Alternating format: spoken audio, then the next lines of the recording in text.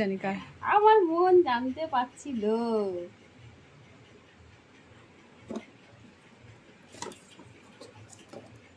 এটা আমার না তো, এটা গিফট, আমার এটা গিফট দেব। আমার এটা বাবা দিয়েছে অ্যানিভার্সারি গিফট। এই হলো সেই গিফটটা, যেটার ভিডিও এক্ষুনি তোমাদেরকে দেখানো হলো। জানো তো, আসলে আজ আমাদের 25 বছরের বিবাহবার্ষিকী। তবে প্রথম ভিডিওটাই কিন্তু আসল ভিডিও।